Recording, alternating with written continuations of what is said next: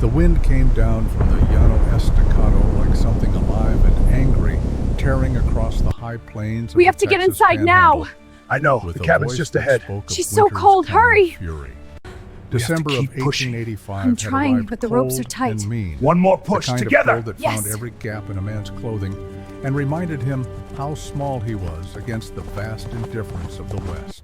I see Ezra you out there. McAllister rode his horse You're shadow not getting through in the here. knee-high brown Come any closer, grass, and I'll be his ready. buffalo coat pulled tight, his hat brim low against the cutting wind.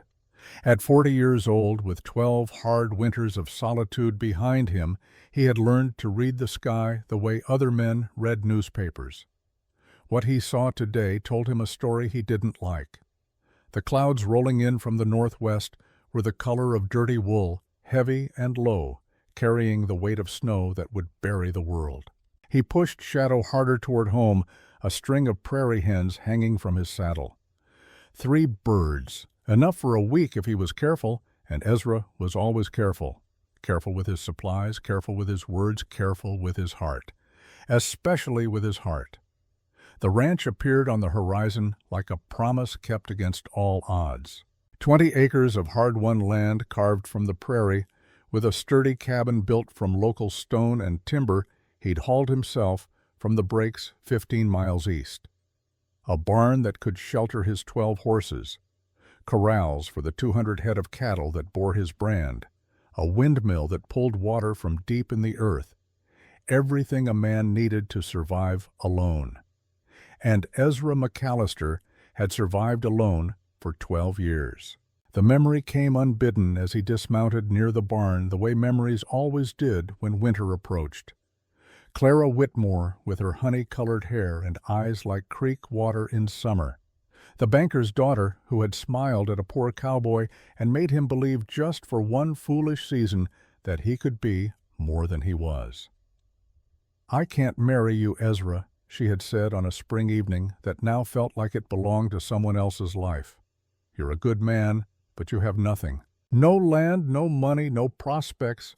My father would never allow it, and I can't live in poverty. I'm sorry." 3 months later, she had married Richard Thornton, who owned the Mercantile and half the buildings in Red Canyon. 2 years after that, Clara had died of typhoid fever, 7 months pregnant with Thornton's child. The baby had died with her. Ezra had heard the news while working a cattle drive in New Mexico. He had not gone to the funeral. What right did he have to mourn her? She had chosen security over love, money over him, and who could blame her? The West was hard on women. She had made the practical choice. But the practical choice had killed her anyway. After that, Ezra had taken his savings from 5 years of cowboy work, $430, and bought this land. He had built this cabin with his own hands. He had filled it with everything he needed and nothing he didn't. And he had made himself a promise no more wanting what he couldn't have. No more hoping for what the world would never give him. Better to be alone than to be found lacking again. Inside the cabin, he hung the prairie hens near the door, stoked the fire in the stone hearth, and poured himself bitter coffee from the pot that sat on the iron stove. The single room looked the same as it had looked yesterday and the day before, and all the days stretching back through 12 years of sameness. A rope bed in one corner covered with wool blankets and a bear hide. A rough-hewn table with 2 chairs, though he only ever used one. Shelves lined with jars of preserved vegetables, dried beans, salt pork, cornmeal. His father's Winchester rifle hung above the fireplace, cleaned and oiled, always ready. A small collection of books, Shakespeare, the Bible, a worn copy of Ivanhoe, stacked beside the bed. Everything in that room had been earned by his own effort. Everything in that room reminded him why he lived this way. He was cleaning the prairie hens when Shadow whinnied outside a sharp sound of alarm that cut through the rising wind. Ezra set down his knife immediately, his hand moving to the Colt revolver on his hip. In 12 years of living this far from town, he had learned that unexpected visitors fell into 3 categories: lost, desperate, or dangerous. Sometimes all three at once. He moved to the window and looked out into the gathering darkness. Snow had begun to fall, thick flakes that swirled in the wind, like ash from a great fire. Through the white curtain he saw two figures stumbling toward his cabin, barely visible, moving with the lurching desperation of people at the end of their strength. Ezra's jaw tightened. Every instinct he had built over 12 years of solitude screamed at him to bar the door and let the world stay outside where it belonged. But even as the thought formed, he saw one of the figures collapse into the snow. The other one tried to lift her. Yes, her, he could tell now. They were women, but didn't have the strength. He was at the door before he could think better of it, the cold hitting him like a fist as he stepped outside. The snow was already ankle-deep and falling harder. By morning, it would bury the land. "Help us." The voice was female, young, breaking with cold and fear. "Please, someone help us." Ezra crossed the distance in long strides, his boots crunching through the snow. Up close he could see they were indeed women, both of them dressed in clothes too thin for this weather. The one standing was dark-haired, maybe 30 years old, with a face that spoke of recent hardship. The one on the ground was older, perhaps late 30s, her lips blue with cold, her eyes barely open. "Who are you?" Ezra demanded, his hand still on his gun. Trust was a luxury he had learned not to afford. "Please," the dark-haired woman begged. "We've been walking since yesterday. We followed your smoke. She can't go any farther. Please don't turn us away." The older woman's eyes fluttered closed. Her breathing was shallow. Ezra had seen enough men freeze to death in his years to know she didn't have much time. He didn't think. Thinking would have led to questions, caution, the careful weighing of risk that had kept him alive and alone. Instead, he bent down and lifted the older woman into his arms. She weighed almost nothing, a bundle of cold bones and failing will. "Get inside," he told the dark-haired woman. "Quick, before we all freeze." The gratitude that flooded her face was something Ezra didn't want to see. He turned away and carried his burden toward the cabin, the dark-haired woman stumbling after him, the snow already covering their tracks. Inside, the warmth of the fire felt like salvation. Ezra laid the older woman near the hearth, then grabbed every blanket he owned and piled them on her. Her skin was pale as wax, her fingers stiff with cold. Frostbite, probably. Maybe worse. "Get those wet clothes off her," he ordered the dark-haired woman, turning his back to give them privacy. "Both of you. There are dry shirts in that trunk. Put them on." He heard the rustle of frozen fabric being peeled away, the sharp gasps as feeling returned to numbed skin. He busied himself heating water, measuring out coffee grounds, trying not to think about how his cabin had just become something other than his refuge. "Thank you." The dark-haired woman's voice was steadier now, warmed by hope. "My name is Abigail Cordell. This is Dorothea Ashford. We're widows, sir. We were trying to reach Fort Sumner when the storm caught us." Ezra turned, keeping his eyes carefully on their faces. They were both wrapped in his shirts now, which hung on them like tents. Abigail Cordell had gray-green eyes that looked too old for her face, the kind of eyes that had seen things they shouldn't have. Dorothea Ashford was conscious again, her breathing deeper, but she looked worn thin by suffering. "Fort Sumner is 60 miles south," Ezra said flatly. "On foot in winter, you'd never make it." "We know," Abigail replied. "We had horses at first. We had supplies. But we lost them crossing the Canadian River 3 days ago. The current was stronger than we thought." She was lying. Not about the river, maybe, but about something. Ezra could hear it in the way her voice caught on certain words, the way her eyes didn't quite meet his. But he didn't call her on it. Not yet. First, they needed to live through the night. He handed them cups of hot coffee, watching as they wrapped their cold hands around the tin and drank like it was the finest thing they had ever tasted. Dorothea's hands shook so badly she nearly spilled hers, and Abigail reached out to steady the cup, her touch gentle, familiar. Friends, then, or family. Women who had faced hardship together. "You can stay until the storm passes," Ezra heard himself say. The words came out rougher than he intended, defensive. but that's all. Storm like this, it'll last 3, maybe 4 days. After that, you move on." "Of course," Abigail said quickly. "We don't want to be a burden. We can cook, clean, mend clothes. We'll earn our keep." "I don't need cooking or cleaning," Ezra replied. "I need you to not die in my cabin and haunt my conscience, that's all." But even as he said it, he saw Abigail's eyes linger on the single plate on his table, the one cup beside the coffee pot, the blankets that all smelled of the same person because no one else had ever slept under them. She saw his loneliness laid bare in the details of his life, and something like pity flickered across her face. Ezra turned away sharply. He didn't want pity. He had chosen this life. He had earned this solitude. "There's only one bed," he said. "You two take it. I'll sleep in the chair." "We can't take your bed," Abigail protested. "You can and you will," Ezra said. His tone left no room for argument.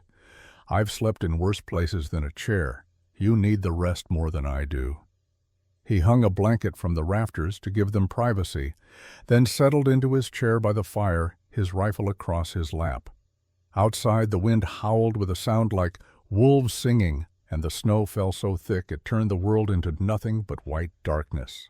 Ezra sat in his chair and listened to the two women settle into his bed, their whispered conversation too low for him to make out the words. But he heard the fear in their voices, the exhaustion, the relief of being somewhere warm and safe, even if only temporarily. And despite himself, despite 12 years of careful isolation, Ezra felt something shift in his chest. A door he had thought permanently closed was opening just a crack, and cold wind was blowing through. He didn't sleep that night. He told himself it was caution vigilance, the sensible wariness of a man who lived alone and couldn't afford to trust strangers. But part of him knew the truth. He didn't sleep because the sound of breathing that wasn't his own had filled his cabin, and it reminded him of something he had spent 12 years trying to forget. It reminded him that he was human. Somewhere past midnight, Abigail Cordell cried out in her sleep. The words were fragmented, desperate. "Don't shoot him. Please, Sheriff, don't." Then silence broken only by Dorothea's murmured comfort, the kind of comfort one woman gives another when they have survived something terrible together. Ezra sat up straighter in his chair, his hand tightening on the rifle. These women weren't just running from bad weather or bad luck. They were running from something specific. Someone specific, a sheriff. He should have known. Nothing drove people into the winter prairie like the law or men pretending to be the law. And out here the difference between the two was often just a matter of which side of the badge you were on. By the time the gray light of dawn pressed against the frost-covered windows, Ezra had made his decision. When the storm passed, he would take them to Fort Sumner himself, not because he wanted to, not because he cared, but because leaving them to their fate would make him something he had sworn never to become, the kind of man who could have helped and chose not to. His father had taught him that much, at least. The measure of a man, his father used to say, isn't what he does when people are watching. It's what he does when no one would ever know if he did nothing at all. Ezra had failed that measure once with Clara. He had let pride and hurt keep him from her funeral, from offering comfort to her family, from acknowledging that she had mattered to him even after she chose someone else. That failure sat in his chest like a stone, cold and permanent. He wouldn't fail that way again. When Abigail emerged from behind the blanket, her dark hair braided neatly, her face washed, she looked different in the morning light, stronger, more determined, the kind of woman who had been knocked down but hadn't stayed down. "Mr. McAllister," she said softly, and Ezra realized he hadn't even told them his name. She must have seen it carved into the beam above the door, the one piece of vanity he had allowed himself when he built this place. "You should have woken us. You look exhausted." "I've slept in worse conditions," Ezra replied, standing to stretch the stiffness from his back. "There's cornmeal in that jar. Make breakfast if you're able." "Of course," Abigail said. She moved with the practiced efficiency of a woman who had cooked for others before measuring out cornmeal and water, finding his cast-iron skillet without being told where to look. Dora's feeling better this morning. Her fingers have feeling again, and the color's back in her face.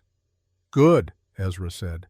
He moved to the window and looked out at the world. The snow had fallen all night and showed no signs of stopping. Already it was past the bottom of the window and drifts were forming against the north side of the barn. 3 feet at least, maybe 4 by nightfall. They wouldn't be going anywhere for days.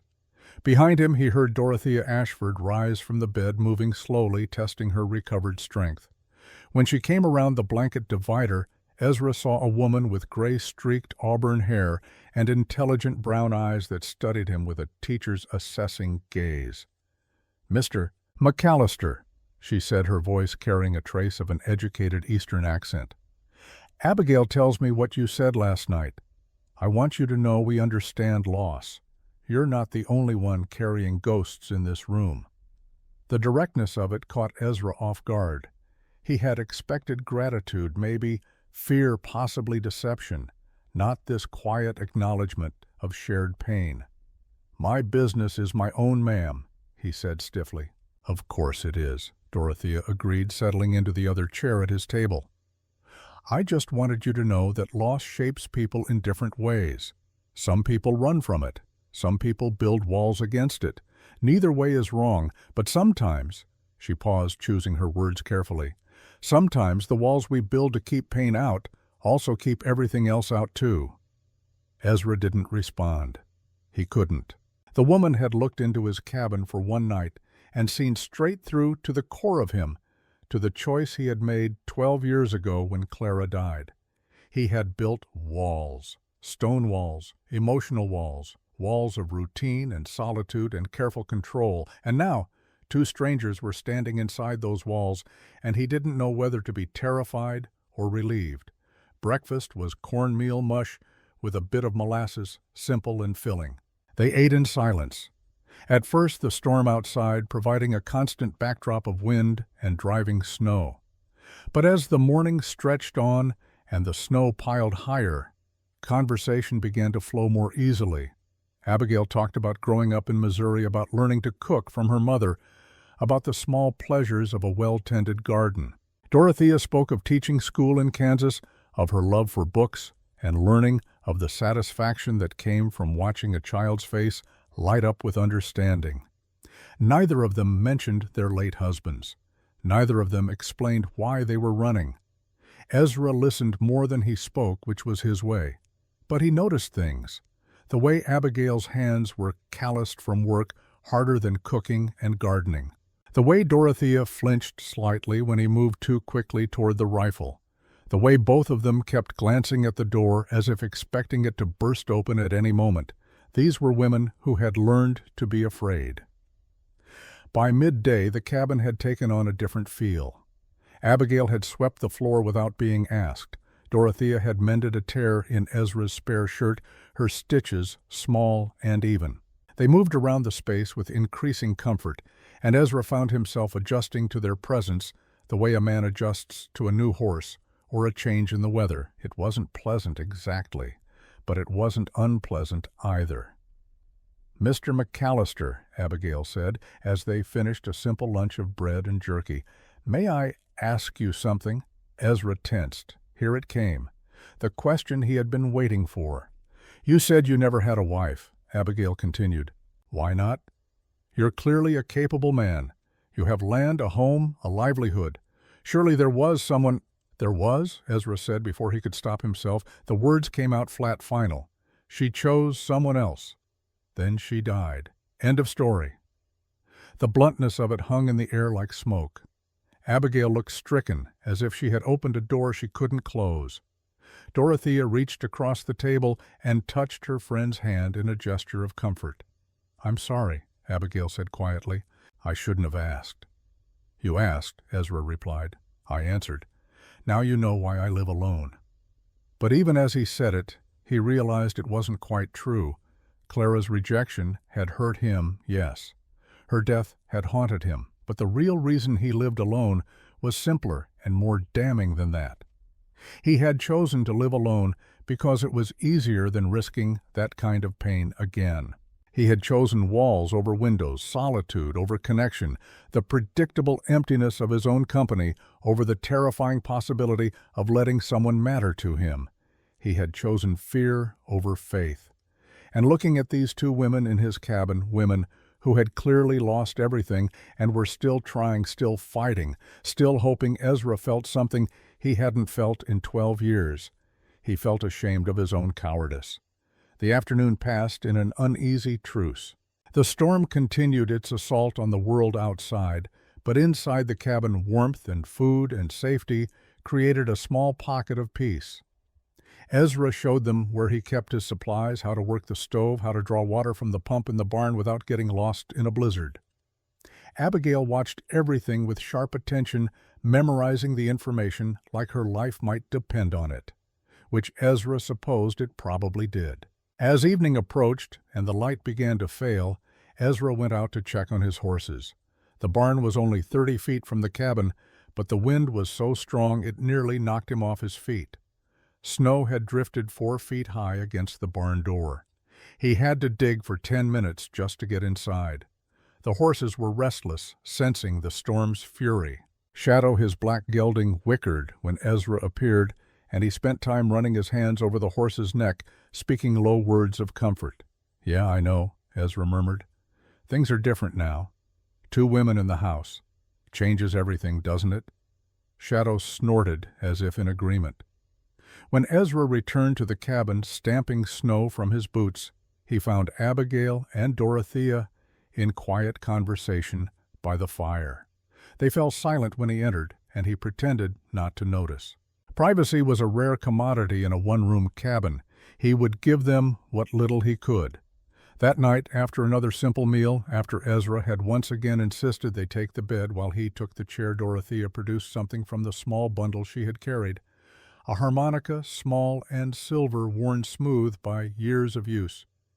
"May I?" she asked, holding it up. Ezra shrugged, not trusting himself to speak. Music. It had been 12 years since he had heard music that wasn't the wind or the cry of a hawk. Dorothea lifted the harmonica to her lips and began to play. The melody was slow and sweet, aching with loneliness and lost memories. Ezra didn't know the name of the song, but he knew its heart. It was a song about home and the long journey back to it. A song about the things we lose and the things we keep looking for. Abigail hummed along softly, her voice blending with the harmonica's silvery notes. And despite himself, despite everything, Ezra felt his boot begin to tap against the floor, keeping time with the music. When the song ended, the silence afterward was full of meaning. "Play another," Ezra said. His voice came out rougher than he intended, but the women didn't seem to mind. Dorothea smiled a real smile that changed her whole face. She played a lighter tune this time, something that made Abigail laugh quietly. And for just a moment in that small cabin with the storm raging outside, the 3 of them were not strangers forced together by circumstance. They were simply people sharing warmth and music and the strange comfort of not being alone. That night, as he sat in his chair with his rifle across his lap, listening to the 2 women settle into sleep, Ezra McAllister felt something inside him begin to thaw. Not all at once, not dramatically. Just a slow, almost imperceptible warming, like the first hint of spring after a long winter. It terrified him, but he didn't send them away. The next 3 days passed in a strange rhythm. The storm continued without pause, burying the world under snow that reached the windowsills. Inside the cabin, the 3 of them fell into a routine born of necessity and proximity. Abigail cooked. Dorothea mended and organized. Ezra tended the fire, checked on the horses, brought in firewood from the covered stack near the barn. They spoke more each day, sharing stories of their pasts in carefully edited versions that revealed some truths while hiding others. Ezra told them about his years as a cowboy, about drives up to Dodge City and Abilene, about sleeping under stars so bright they seemed close enough to touch. He didn't tell them about Clara, not after that first revelation. Some wounds didn't need reopening. Abigail spoke of her late husband, a deputy in a small town called Red Canyon. She said he had been a good man, honest and fair, killed in what she was told was a shootout with bandits 2 months ago.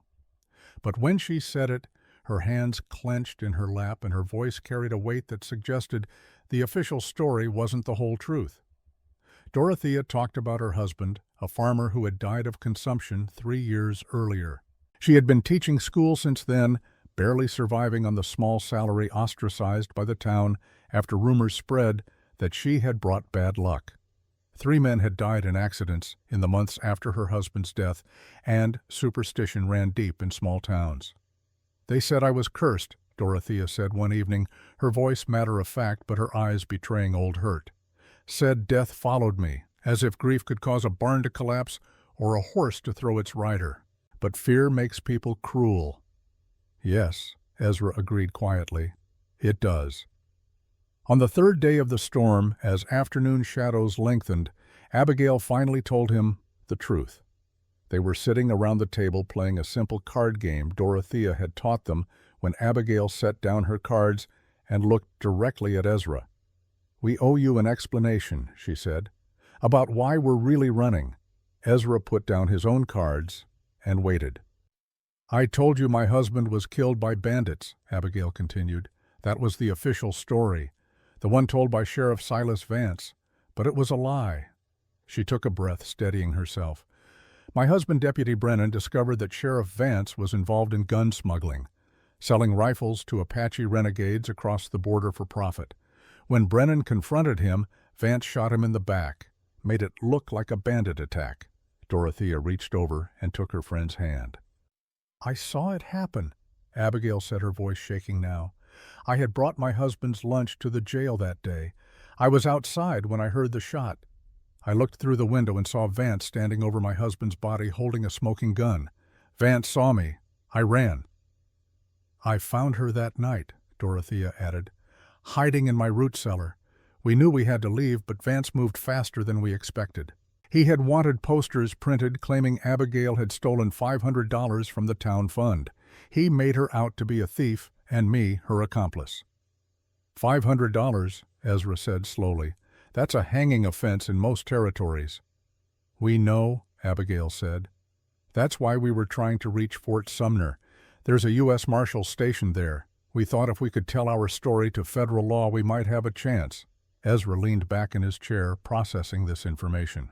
Silas Vance. The name was familiar, tickling at the edges of memory. Where had he heard it before? Then it came to him, and his blood went cold. "Vance," he said. "Silas Vance. Was he a deputy in Santa Fe about 8 years ago?" Abigail and Dorothea exchanged glances. "I don't know," Abigail admitted. "Why, because I was in Santa Fe 8 years ago," Ezra said, his voice hard. "I saw a deputy named Silas Vance shoot an unarmed man in the street. Mexican farmer accused of stealing a horse.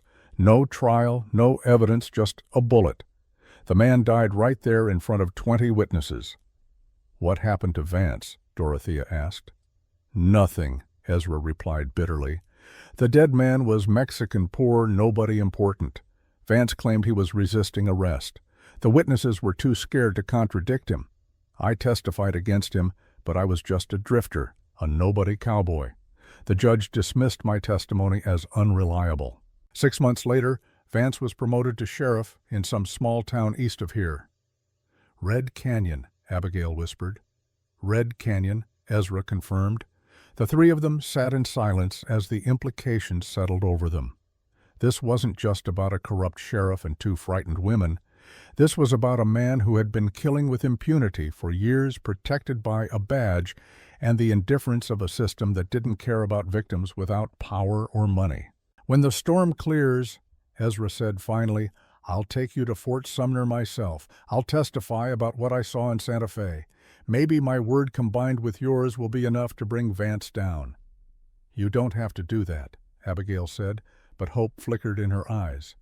"We've already put you in danger just by being here." "Yes," Ezra agreed. "You have, so I might as well see it through."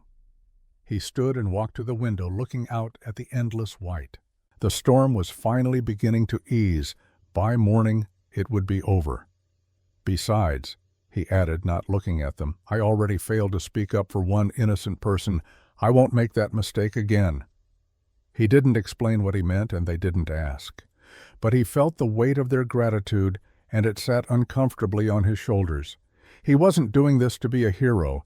He was doing it because 12 years ago he had learned that silence in the face of injustice was its own kind of sin. That night the wind finally died. The snow stopped falling. In the morning, the world would be white and still and brutally beautiful. And 3 people would have to leave the safety of this cabin and venture out into a world where danger wore a badge and called itself law. But for now, for this one last night, they were safe and warm. Dorothea played her harmonica again. Abigail hummed. And Ezra McAllister, who had not let anyone into his life for 12 years, found himself hoping against hope that these 2 women would survive long enough to build new lives for themselves, even if it meant his own life would never be the same again, even if it meant the walls he had built so carefully were already crumbling. As he settled into his chair for the last time before everything changed, Ezra closed his eyes and let himself imagine just for a moment what it might be like to not be alone anymore. The thought should have terrified him. Instead, it felt like the first deep breath after years of holding it in. Outside, the storm ended. Inside, something new was beginning. Morning came with the peculiar silence that follows a great storm. Ezra woke before dawn as he always did, but this time the sound of breathing that wasn't his own greeted him before he even opened his eyes. For a moment, disoriented in the pre-dawn darkness, he forgot where he was. Then, memory returned, and with it, the awareness that his solitary life had been irrevocably interrupted. He rose quietly from his chair, his back protesting the 4th night of sleeping upright, and moved to the window. What he saw took his breath away despite 12 years of prairie winters. The world had been transformed into something alien and beautiful. Snow covered everything in smooth, undulating waves that caught the first hints of dawn light and threw it back in shades of pink and gold. The barn was a white mound with only the peak of its roof visible. The corrals had vanished entirely beneath the drifts. Even the windmill stood half-buried, its blades frozen in place. It was the kind of beauty that could kill a man if he wasn't careful. Behind him, he heard Abigail stirring. She emerged from behind the blanket partition, her hair loose around her shoulders, still wearing his too large shirt. In the dim light, she looked younger, vulnerable, in a way she hadn't allowed herself to appear during the waking hours. "It stopped," she said softly, joining him at the window. "Yes," Ezra replied, "but we're snowed in for at least another day, maybe 2. The drifts are too deep for the horses. We'll have to dig out before we can move." He felt rather than saw her disappointment. She had been hoping they could leave immediately, put distance between themselves and whatever danger was chasing them. But the prairie had its own schedule, and human urgency meant nothing to it. "I'll make breakfast," Abigail said, turning away from the window. "We should eat well before we start digging." As she moved to the stove, Ezra found himself watching her, really watching her for the first time since she had stumbled into his life 4 days ago. She moved with efficient grace, economical in her motions, wasting no energy. Her hands were steady as she measured cornmeal and water, built up the fire, set the coffee to boil. These were the hands of a woman who had learned to take care of herself, to rely on her own competence when the world offered nothing else. He recognized that self-reliance because he saw it in himself every time he looked in a mirror. "You don't have to cook every meal," he said. "This is still my cabin." "I know," Abigail replied without turning around, "but I need to feel useful. Charity sits poorly on me, Mr. McAllister. Let me earn my keep, even if it's just with cornmeal and coffee." There was pride in her voice, the kind of pride that wouldn't accept being diminished by circumstance. Ezra understood that too. Pride was sometimes all a person had left when everything else had been stripped away. Dorothea emerged as the coffee began to boil, filling the cabin with its bitter, welcome scent. She looked better this morning. The color fully returned to her face, her movements sure and steady. The woman was tougher than she looked, Ezra thought, educated and refined. Yes, but with a core of iron that had kept her alive when softer people would have given up. They ate breakfast in companionable silence, the comfort of hot food and warmth creating a temporary peace. But Ezra could feel the tension beneath the calm, the knowledge that this respite was temporary and danger waited beyond the snow-covered horizon. After breakfast, Ezra began the work of digging out. He started with the path to the barn, his shovel cutting through snow that came up to his thighs in places. The physical labor felt good after days of inactivity, his muscles warming to the task, his breath coming in white clouds in the cold air. He had been working for about an hour when Abigail appeared beside him with a second shovel. "I can help," she said. "This is hard work," Ezra replied. "You'll tire yourself out." "I'm stronger than I look," Abigail said, and began digging without waiting for permission. She was right. She knew how to handle a shovel, how to pace herself, how to work steadily without exhausting herself too quickly. They worked side by side in silence, the only sounds the bite of metal into snow and their labored breathing. After a while, Dorothea brought them hot coffee and took over Abigail's shovel, insisting her friend rest. The two women traded off throughout the morning, and by noon they had cleared a path to the barn and begun work on the corrals. It was during a break, as they stood drinking water and catching their breath, that Ezra made his offer. "When we get to Fort Sumner," he said, "when you've told your story to the marshal and Vance is dealt with, what will you do then?" Abigail and Dorothea exchanged glances. It was clear they hadn't thought that far ahead. Survival had occupied all their attention. "I don't know," Abigail admitted. "Find work somewhere, I suppose. Maybe a larger town where no one knows us. Start over." "Doing what?" Ezra asked. "You have any money saved?" "No," Dorothea said quietly.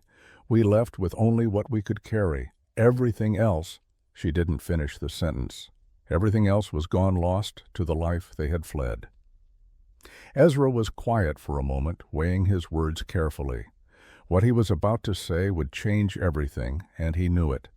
But the words came anyway, rising up from someplace inside him that he had thought long dead. "This ranch," he said slowly, "it's more than one man can properly manage. 200 head of cattle, 12 horses, 20 acres. I do what I can, but there's always work left undone. Fences that need mending, buildings that need repair, a garden that should be planted but never is because I can't tend both the cattle and crops." He paused, then continued. "I'm not offering charity. I'm offering work if you want it. You could stay on here, help with the ranch. I'd pay you fair wages, $50 a month split between you, room and board included. It's not much, but it's honest work and it's safe, far from Red Canyon and Silas Vance." The silence that followed his offer was profound. Both women stared at him as if he had spoken in a foreign language. "You would trust us?" Abigail finally asked. "After knowing us for only 4 days, after we brought danger to your door." "I trust that you can work," Ezra replied pragmatically. "I trust that you need a place to be. As for danger, I'm already in it.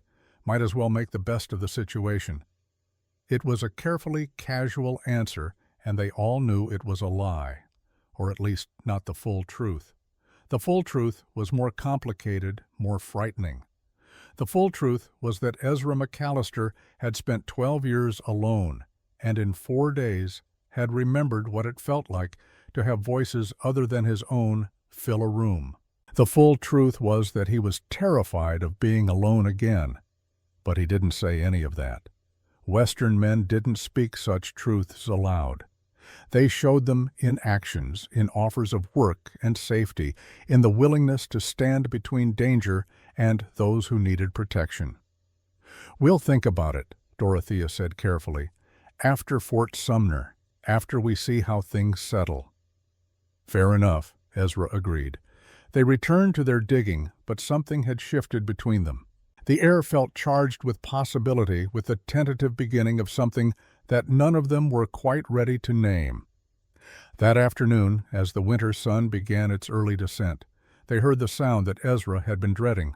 Horses, multiple horses, coming from the north. Ezra's hand went immediately to his gun. "Get inside," he told the women. "Now, don't come out no matter what you hear." "Ezra," Abigail began, but he cut her off. "Inside, bar the door. If shooting starts, get down behind the furniture and stay down." The authority in his voice left no room for argument. Both women hurried into the cabin. Ezra heard the bar drop into place, and then he was alone, standing in the snow with his hand on his Colt, watching 4 riders emerge from the white landscape like apparitions. They were rough men, he could see that from a distance, armed and alert, riding in a formation that spoke of military training or outlaw experience. As they drew closer, Ezra could make out more details. The leader was a man in his mid-40s with iron-gray hair and a badge pinned to his heavy coat. The badge caught the sunlight and threw it back like a warning. Sheriff Silas Vance had come calling. The 4 men reined in about 20 feet from where Ezra stood, close enough to talk, far enough to make drawing and shooting more difficult. Professional spacing. These men knew their business. "Afternoon," the sheriff said. His voice was smooth, cultured, at odds with the hardness in his eyes. "You'd be Ezra McAllister, I'm guessing, owner of this ranch." "I am," Ezra replied. "And you are Sheriff Silas Vance from Red Canyon. These are my deputies, Gideon Luther and Cormac." He gestured to the men flanking him. "We're tracking 2 fugitives, women, dangerous criminals who robbed the town fund and fled into the storm. You seen anyone matching that description? Blizzard like we just had, anyone traveling would be dead," Ezra said flatly. "I haven't seen anything but snow for 4 days." Vance smiled, but it didn't reach his eyes. "That's what I figured you'd say. Still, you won't mind if we take a look around your property, just to be sure." "I mind," Ezra said. "You want to search my land? You show me a warrant signed by a judge." "Now, Mr. McAllister," Vance said, his voice hardening slightly, "we're just trying to do our job here. These women are dangerous. They've stolen money, possibly killed a man. We have a duty to bring them to justice." "You have a duty to follow the law," Ezra countered, "which means you need proper documentation to search a man's property. You don't have that you ride on." One of the deputies, a younger man Vance had called Gideon, shifted in his saddle. "We could just take a look anyway," he said. 4 against 1. Ezra's hand moved fractionally closer to his gun. The movement was subtle but unmistakable. "You could try," he said quietly. "Question is which one of you wants to die first, because I guarantee at least one of you won't ride away from here." The tension ratcheted up instantly. All 4 men tensed, hands moving toward weapons, but Vance held up a hand, stopping them. "Easy, boys," he said. Then to Ezra, "You're making a mistake, McAllister. Protecting criminals is a crime itself." "I'm not protecting anyone," Ezra replied. "I'm protecting my property rights. You want to search my ranch, come back with paper that says you can. Until then, you're trespassing." For a long moment the 5 men faced each other in the snow, balanced on the knife edge between talking and killing. Then Vance smiled again, that cold, empty smile. "We'll be back," he said, "with proper documentation. And Mr. McAllister, if we find out you've been harboring fugitives, you'll hang right alongside them. Think about that." He wheeled his horse around, and the other 3 followed. They rode north, back the way they had come, but Ezra noticed that one of them, the deputy called Gideon, looked back over his shoulder with an expression that might have been regret or warning. Ezra didn't move until they were out of sight. Only then did he allow himself to breathe fully, to acknowledge the adrenaline coursing through his veins. His hand was shaking slightly as he released his grip on the Colt. The cabin door opened and Abigail stepped out, her face pale but composed. "He found us," she said. It wasn't a question. "He suspects," Ezra corrected, "but he doesn't know for certain, not yet." "What do we do now?" Ezra looked at her, at Dorothea standing behind her in the doorway, and made his decision. "We run," he said. "Tonight. There's a cave system about 8 miles east of here up in the breaks. I'm the only one who knows about it, besides my neighbor Tobias Pritchard. We can hide there while I ride to Fort Sumner and bring back the marshal." 8 miles in this snow, Dorothea asked doubtfully. "Better than waiting here for Vance to come back with more men," Ezra replied. "He doesn't need a warrant. He just needs enough guns to not care about one. We have maybe 24 hours before he returns, and I guarantee he'll bring a small army." "Why are you doing this?" Abigail asked suddenly. "You could tell him we're here. Hand us over. Save yourself." Ezra looked at her for a long moment. "I told you," he said finally. "I already stood by once while an innocent man died. I won't do it again." But that wasn't the whole truth, and they both knew it. The whole truth was more complicated.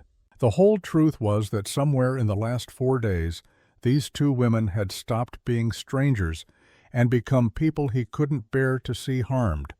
The whole truth was that Ezra McAllister had spent 12 years building walls around his heart, and somehow impossibly they had found a way through.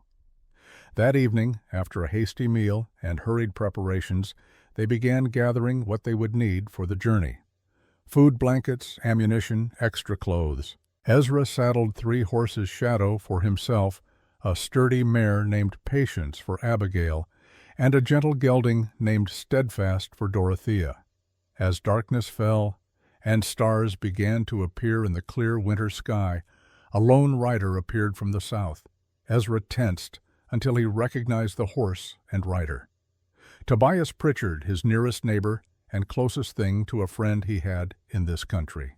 Tobias was 55, weathered and lean, with a gray beard and eyes that had seen most of what the West had to offer and remained unimpressed by all of it. He dismounted and nodded to Ezra. "Saw riders heading toward your place earlier," Tobias said without preamble. "Recognized Silas Vance from when he passed through Fort Sumner last month. Figured you might need to know what you're dealing with." "I know he's a killer," Ezra replied. "That's enough." "It's not, though," Tobias said grimly. "I didn't think much of it when I first saw him, just another lawman passing through Fort Sumner on business. But when I saw him riding toward your place today with 3 armed men, something didn't sit right. That's when I remembered the talk." He paused, his expression darkening. "I did some asking around at the fort last week. Vance didn't come all this way with just 3 men. He's got at least 8 deputies now. Some of them are hired guns, not real law. He's planning something big, and I'd bet money your 2 guests are part of it." Abigail, who had been listening from the cabin doorway, stepped forward. "What have you heard?" Tobias looked at her with the careful assessment of a man who had learned to read people. "Heard he's been consolidating power in Red Canyon. Heard 3 ranchers who opposed him ended up dead or driven out in the last 6 months. Heard he's got ambitions beyond one small town." He paused. "Also heard that a deputy named Brennan stood up to him and paid for it with his life." "Brennan was my husband," Abigail said quietly. Tobias nodded unsurprised. "Figured it might be something like that. My condolences, ma'am. Your husband was a brave man." "Brave and dead," Abigail replied bitterly. "In the West they seem to go together." "Sometimes," Tobias agreed. "But sometimes brave men live long enough to see justice done. That's what we're aiming for here." He turned back to Ezra. "You're planning to run tonight, I'm guessing, taking them to the cave." "How did you—" "Because it's what I'd do," Tobias interrupted, "and because you're a practical man who doesn't give up easily. But you need to know that Vance will burn this place to the ground if he doesn't find them. He can't afford to let them reach the marshal. He'll do whatever it takes to silence them." "Let him burn it," Ezra said. "Buildings can be rebuilt. These women can't be brought back from the dead." Tobias smiled slightly. 12 years ago, you wouldn't have said that. You'd have defended this ranch with your life." 12 years ago, I didn't know any better," Ezra replied. "Now I do."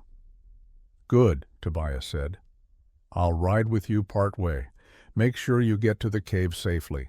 Then I'll head to Fort Sumner myself. Tell Marshal Blackwell what's happening. Between the 2 of us, we can bring help before Vance catches up." "You don't have to do this," Ezra said. "It's not your fight." "The hell it's not," Tobias replied. "We're neighbors. More than that, we're men who believe the law should mean something beyond whoever has the most guns. That makes it my fight as much as yours." They left an hour later, riding through snow that gleamed silver under a moon so bright it hurt to look at directly. The cold was brutal, stealing the breath from their lungs, finding every gap in their clothing. But the horses were strong, and the path Ezra chose avoided the deepest drifts. They rode in silence, conserving energy alert for any sign of pursuit. Every sound seemed magnified in the crystal air, the crunch of hooves through snow, the jingle of tack, the occasional snort from one of the horses. About 4 miles from the ranch, Tobias reined in. "This is where I leave you," he said. "Keep east until you hit the brakes. The cave entrance is marked by 3 cottonwoods growing from the same root. You remember?" "I remember," Ezra confirmed. "How long until you reach Fort Sumner?" "Pushing hard through the night. I'll be there by dawn. Marshal Blackwell will need time to organize a posse, gather evidence, prepare the case. Figure 3 days, maybe 4, before he can ride north with enough men to face down Vance." 3 days, Ezra repeated. "We can hold out that long." "See that you do," Tobias said. He touched his hat brim to the 2 women. "Ladies, keep your heads down and your powder dry. And trust this stubborn son of a bitch. He may be ornery and antisocial, but he's solid when it counts." With that he turned his horse south and disappeared into the moonlit landscape, moving fast, already thinking ahead to the mission that lay before him. The remaining 3 continued east. The terrain grew rougher as they approached the breaks, the smooth prairie, giving way to eroded gullies and rocky outcroppings. The horses picked their way carefully, sensing the treacherous footing beneath the snow. They had been riding for another hour when they heard it. Faint but unmistakable, the sound of horses behind them, multiple horses moving fast. "They're following our trail," Dorothea said, her voice tight with fear. "How did they find us so quickly?" Abigail asked. "Gideon," Ezra said grimly, remembering the way that one deputy had looked back. "He must have circled back, watched the ranch. Damn it!" He pushed Shadow harder, and the other 2 horses responded, breaking into a canter despite the difficult conditions. But behind them, the sounds of pursuit grew closer. Their hunters were riding hard, taking risks, willing to push their mounts to the breaking point. "There," Ezra pointed ahead to where a stand of bare cottonwoods rose from a snow-covered ravine, 3 trees twisted together, ancient and distinctive. "The cave is just beyond those trees, if we can reach it first." A gunshot cracked through the night air. Snow exploded near Shadow's front hooves, and the gelding shied violently. Ezra fought to keep his seat, pulling the horse back under control. "Ride," he shouted. "Don't stop for anything." More shots followed, wild and inaccurate in the darkness, but terrifyingly close. The 3 of them bent low over their horses' necks and raced for the trees. Behind them, Ezra could hear shouting now, Vance's voice commanding his men to spread out to cut off their escape. They reached the ravine and plunged down its steep side snow, flying horses sliding. At the bottom, Ezra leaped from his saddle and grabbed both women's reins. "The cave entrance is behind that boulder." He shouted over the wind and the approaching sounds of pursuit. "Get inside. I'll bring the horses." "We're not leaving you out here," Abigail protested. "You're not leaving me anywhere," Ezra said. "I'm right behind you. Now go." The intensity in his voice, the authority of a man who had made his decision and would not be argued with, propelled them into motion. They ran for the cave entrance, a dark crack in the rock face barely visible behind the massive boulder. Ezra led the horses to a sheltered spot behind an outcropping, tied them securely, then grabbed his rifle and ran for the cave. Bullets kicked up snow around his feet.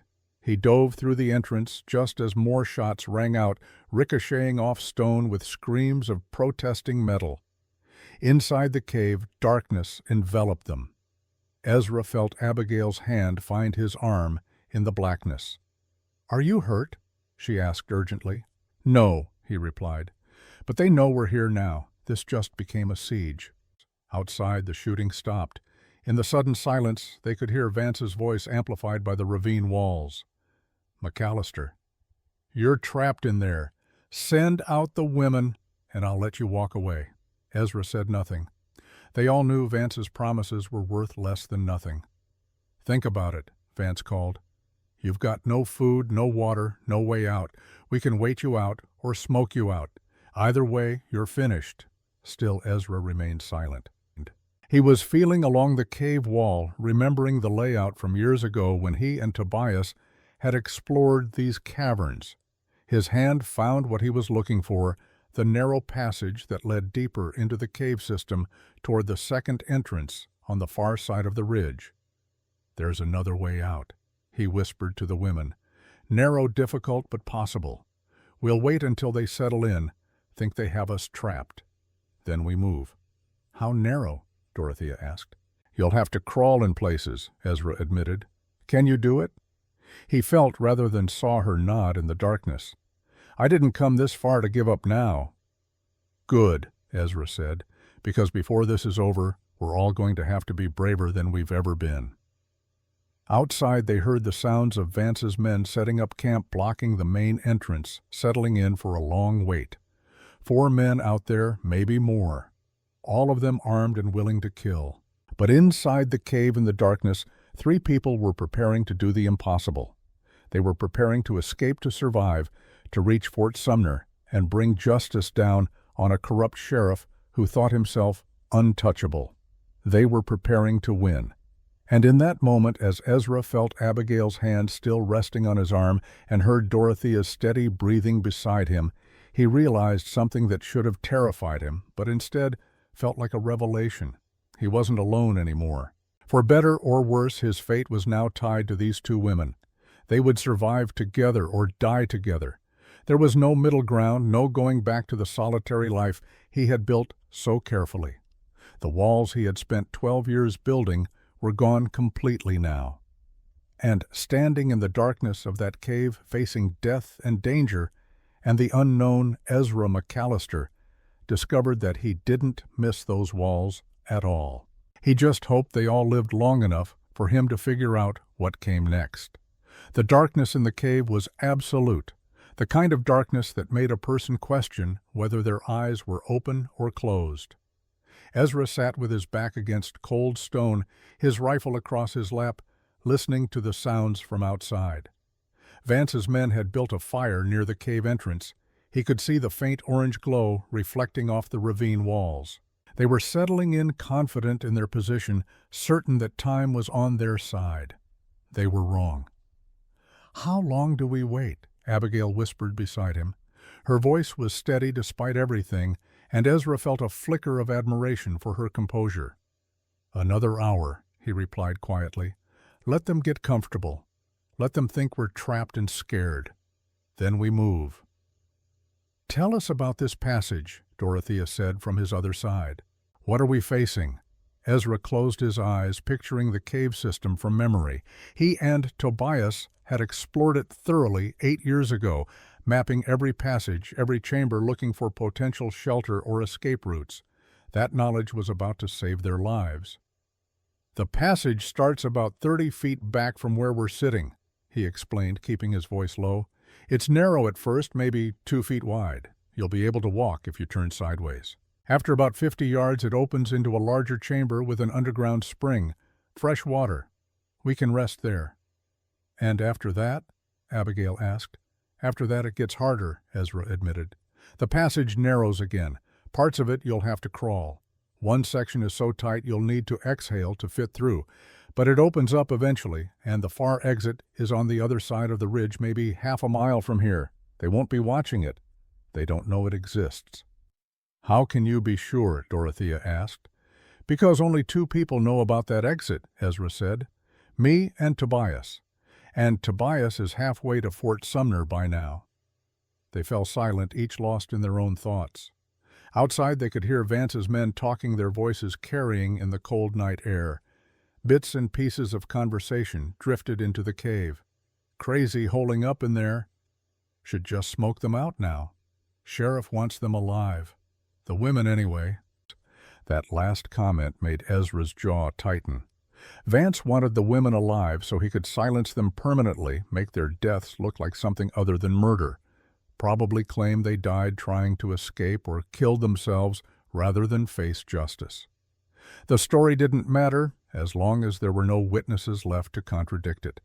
Well, Vance was about to learn that some people were harder to silence than he thought. An hour passed with agonizing slowness.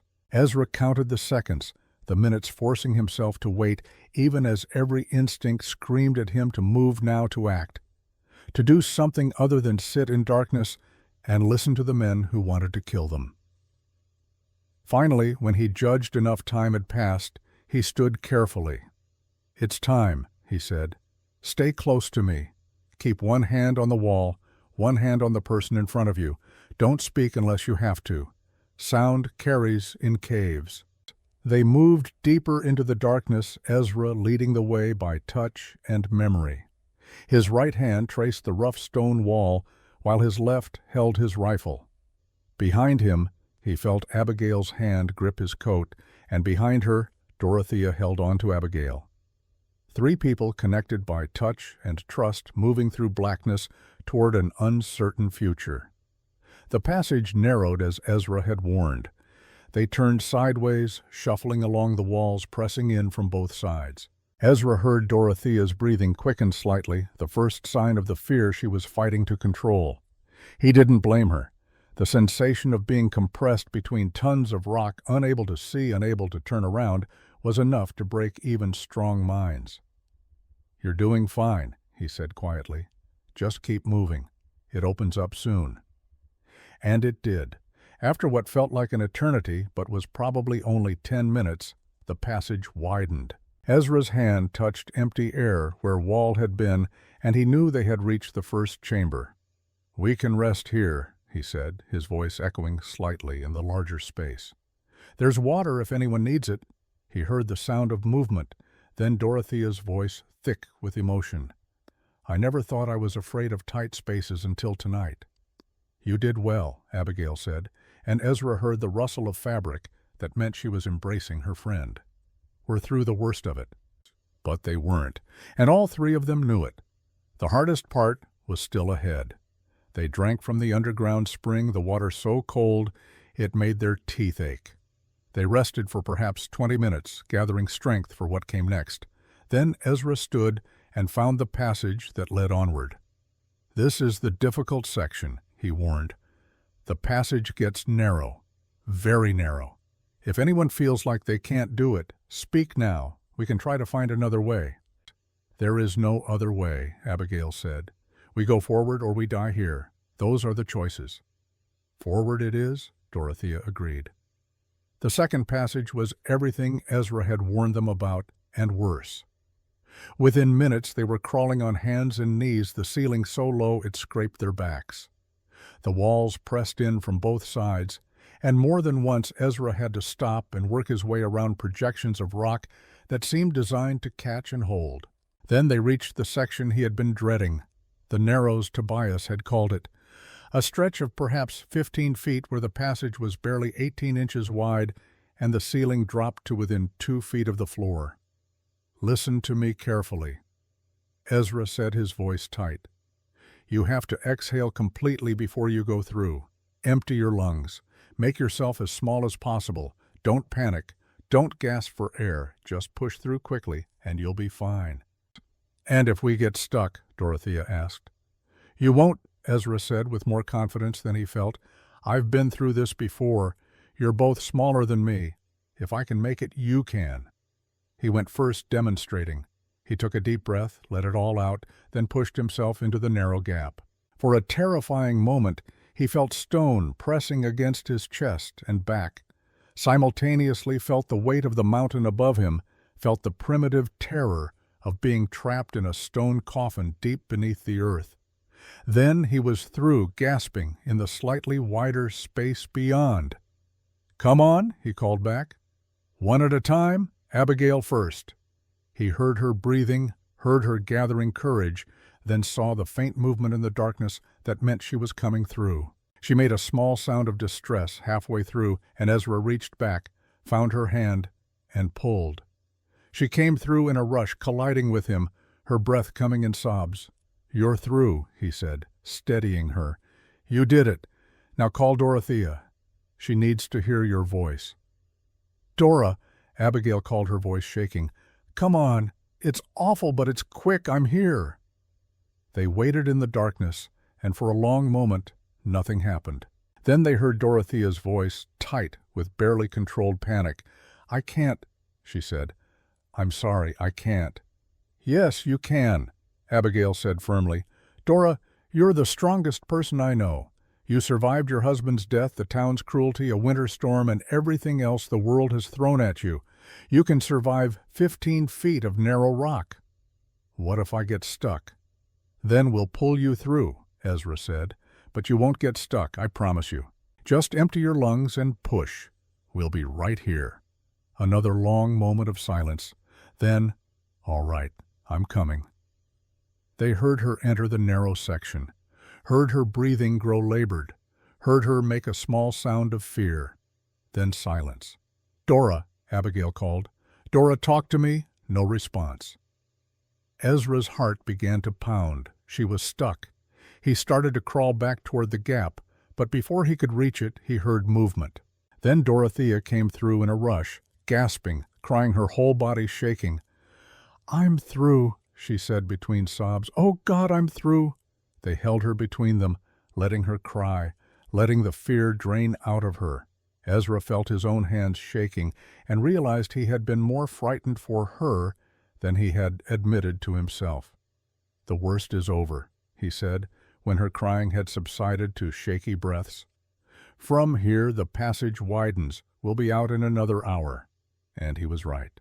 The passage did widen, becoming walkable again, then comfortable. They moved faster now, driven by the knowledge that every minute they spent in the cave was a minute Vance's men might discover their escape. They emerged into the pre-dawn darkness through an opening hidden behind a screen of ice-covered brush. The cold hit them like a physical blow after the relative warmth of the cave, but the clean air and open sky were worth any amount of cold. Ezra looked around, getting his bearings. They were on the far side of the ridge from where they had entered, perhaps 3/4 of a mile from where Vance's men were camped. The terrain here was rough, broken country full of gullies and rock formations. Good for hiding, bad for traveling. "We need to put distance between us and that cave," he said. "When they realize we're gone, they'll spread out searching. We need to be far away when that happens." "Where do we go?" Abigail asked. "We have no horses, no supplies, no—" She was cut off by the sound of a gunshot in the distance. Then another. Then shouting. "They've found the horses," Ezra said grimly. "They know we went through the cave. They'll be looking for the exit." "Then we run," Dorothea said. She was still pale, still shaking from the ordeal in the narrow passage, but her voice was steady. "We've come too far to give up now." They ran. The terrain fought them every step. Snow-covered rocks turned ankles. Hidden gullies forced them to backtrack and find new routes. The cold sapped their strength, and their breath came in ragged gasps that burned their lungs. But they kept moving, driven by fear and determination in equal measure. As dawn broke, painting the eastern sky in shades of pink and gold, they heard the sound they had been dreading. Horses, multiple horses, coming from the direction of the cave. There, Ezra pointed to a cluster of rocks about 200 yards ahead. "We can make a stand there if we have to." They ran harder, their legs burning, their chests heaving. The sound of horses grew closer. Ezra could hear shouting now, Vance's voice commanding his men to spread out to search every rock formation. They reached the rocks just as the first rider appeared on the ridge behind them. Ezra pushed both women behind a large boulder, then turned to face their pursuers, his rifle raised. 4 riders spread out along the ridge. Vance in the center, flanked by his deputies. They sat their horses calmly confident in their numbers and firepower. "End of the line, McAllister," Vance called out. "You've got nowhere left to run." "I've got rocks and ammunition," Ezra called back. "That's enough." "Is it?" Vance said. "You're 1 man with 2 women to protect. We're 4 men with nothing but time. How long do you think you can hold out?" "Long enough," Ezra replied. It was a bluff, and they both knew it. But before Vance could respond, something happened. that changed everything.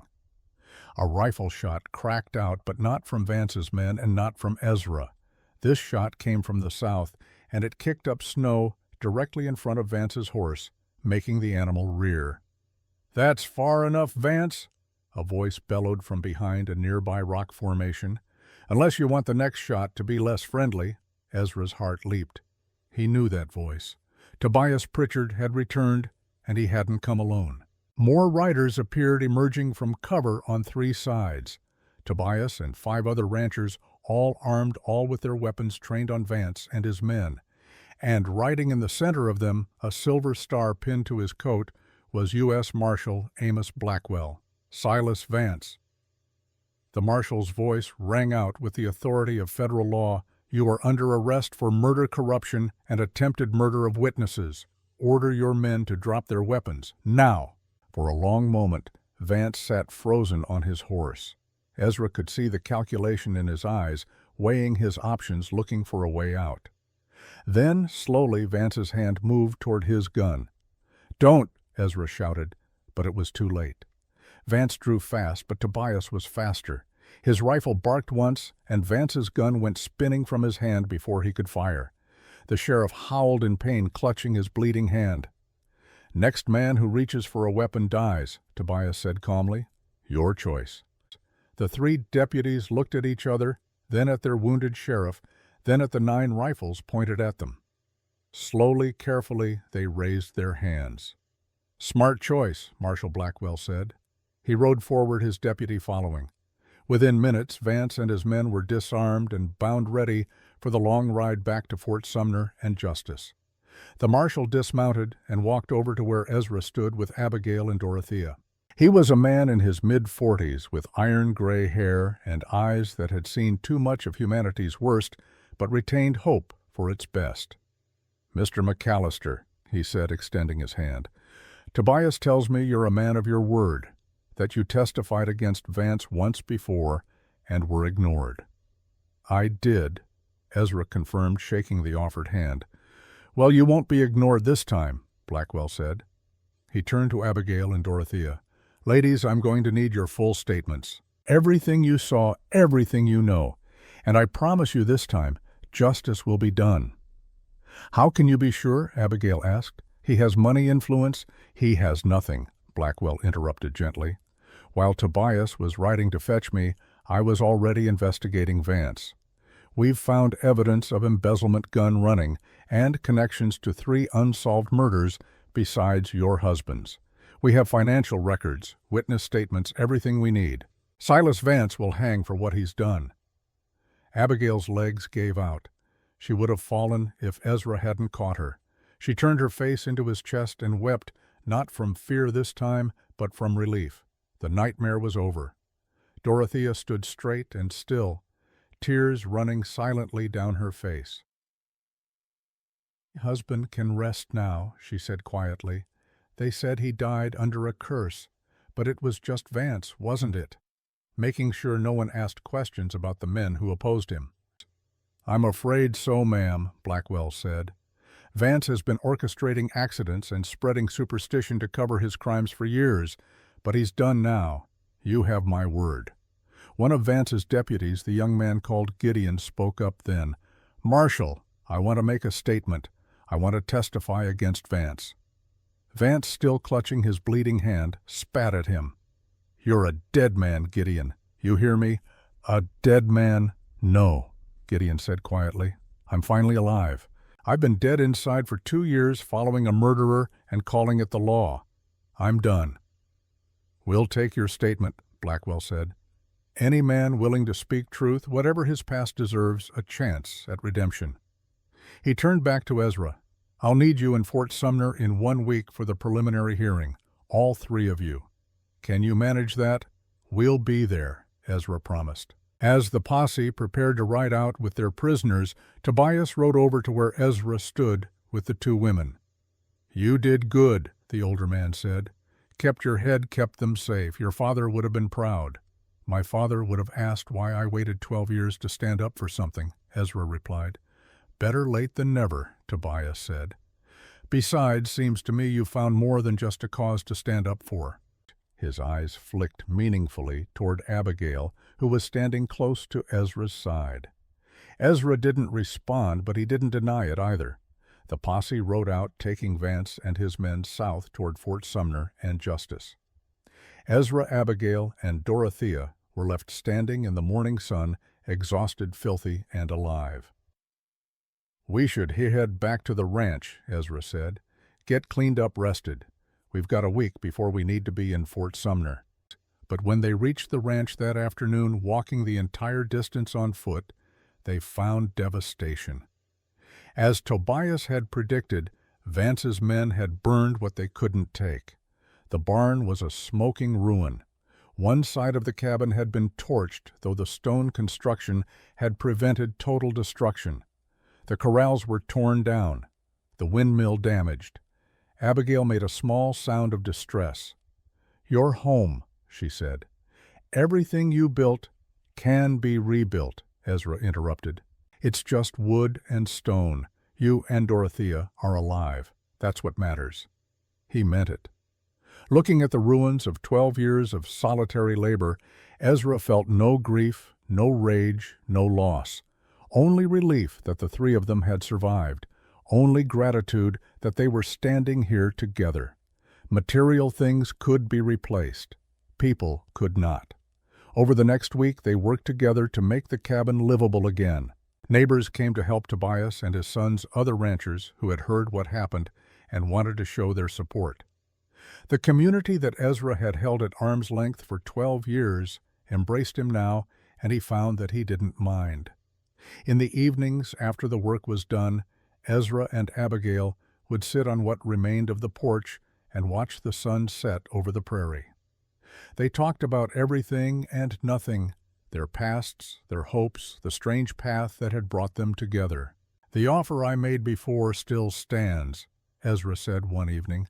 "When this is all over, when Vance is dealt with and you're free to go anywhere you want, the job is here if you want it.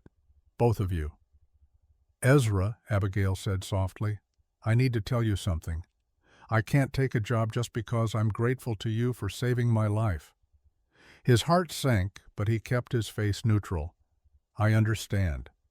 "No, you don't," Abigail continued.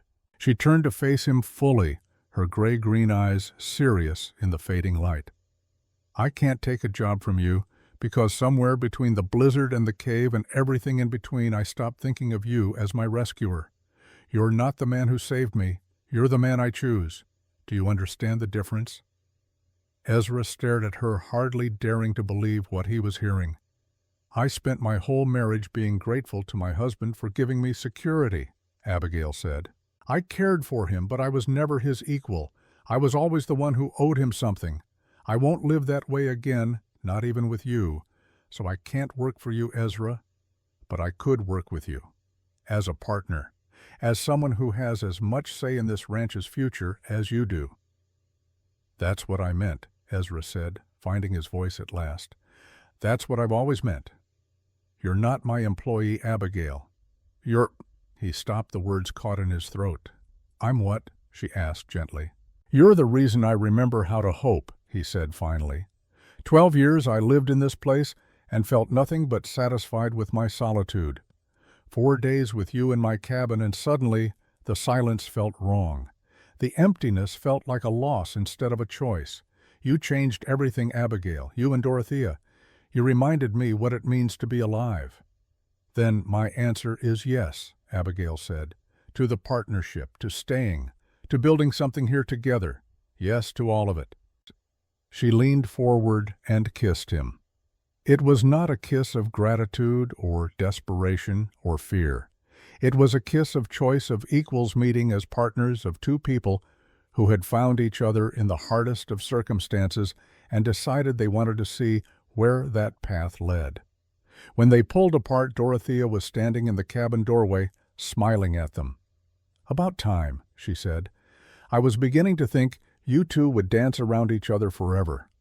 "What about you?" Ezra asked her. "Will you stay too?" "For a while," Dorothea said. "Long enough to see this place rebuilt.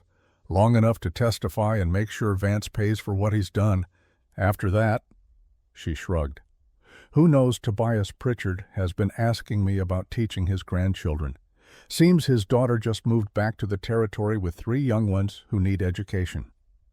Tobias, Abigail said with a knowing smile. He's a good man. He is. Dorothea agreed, her own smile soft. A very good man. The preliminary hearing in Fort Sumner was swift and decisive. With Gideon's testimony, the financial records Marshal Blackwell had uncovered, and the statements from Ezra, Abigail, and Dorothea, the case against Vance was overwhelming. He was held for trial, denied bail, and within 3 months would face a judge and jury. The jury would find him guilty on all counts. He would hang in the spring. But that was still in the future. For now, in the week after the hearing, the 3 of them rode back to the ranch on horses borrowed from Tobias and found it transformed. The community had continued the rebuilding. The barn had been reconstructed. The cabin had been repaired and expanded. The corral stood strong once more. And something else had changed. The ranch no longer felt like Ezra's solitary refuge. It felt like a home. 6 months passed between the trial and the wedding. Ezra had asked her properly in the spring, when the prairie grass turned green and wildflowers painted the land in colors he had never bothered to notice before. He had taken her to the ridge where Clara was buried, not to mourn the past, but to lay it to rest. "I want you to know," he had said, "that what I feel for you isn't born of loneliness or gratitude. It's born of knowing you, of working beside you, of seeing who you are when no one's watching and choosing that person every day." He had pulled out his mother's simple gold ring, the only piece of jewelry his father had been able to afford 40 years ago. "I'm not a man of pretty words, Abigail, but I'm a man who knows what he wants. And I want to spend whatever years I have left building a life with you, as partners, as equals, as husband and wife." Abigail had said yes, not because she needed him, but because she wanted him. The difference mattered. They had spent those 6 months working the ranch together, learning each other's rhythms, building something that was neither his nor hers, but theirs. Dorothea had stayed on teaching the children of neighboring ranchers in a small schoolhouse. The community had built on the edge of Ezra's property.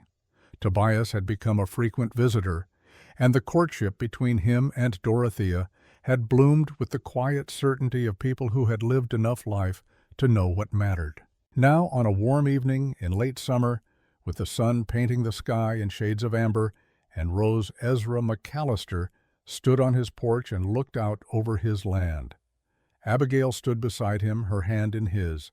Dorothea sat in a rocking chair playing a soft tune on her harmonica. "Are you happy?" Abigail asked him quietly.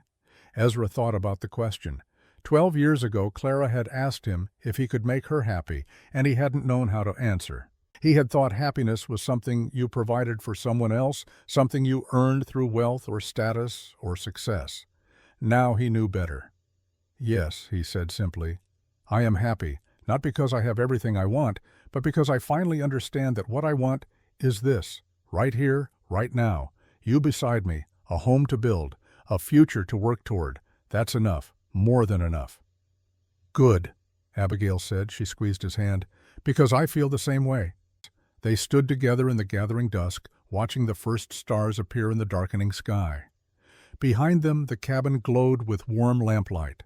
Somewhere in the distance, a coyote called and another answered. The prairie wind moved through the new grass, carrying the scent of coming autumn. Tomorrow would be their wedding day. Pastor Miller would ride out from Fort Sumner. Tobias would stand as best man, Dorothea as maid of honor. A dozen neighbors would gather to witness 2 people who had found each other in a blizzard choose each other in the light of day. But for tonight, Ezra was content to stand here with Abigail beside him, watching the world they had built together settle into peace. "Do you ever think about that night?" Abigail asked. "When Dora and I stumbled out of the storm, every day," Ezra admitted, "I think about how close I came to not opening that door, how close I came to letting fear win." "But you didn't," Abigail said. "You opened the door, you let us in, you changed all our lives. You changed mine, Ezra corrected. I was just surviving before, existing, going through the motions of living without really being alive. You taught me the difference. He turned to face her, taking both her hands in his. Tomorrow when the pastor asks if I take you as my wife, I'm going to say something I never thought I'd say. I'm going to say, I do. And I'm going to mean it with everything I am. I know, Abigail said, her gray-green eyes reflecting the last light of the sun, because I know you now, Ezra McAllister. I know that when you give your word, you keep it. When you make a promise, you honor it. When you love someone, you love them completely. I never had a wife, Ezra said softly, echoing the words he had spoken that first night. Abigail smiled. But tomorrow you will. Tomorrow I will, Ezra agreed. And for the first time in 12 years, Ezra McAllister looked at his life and saw not what was missing, but what was present. Not the walls he had built, but the doors he had finally opened. Not the loneliness he had chosen, but the love he had found. The rancher who had lived alone for 12 years was alone no more, and that made all the difference.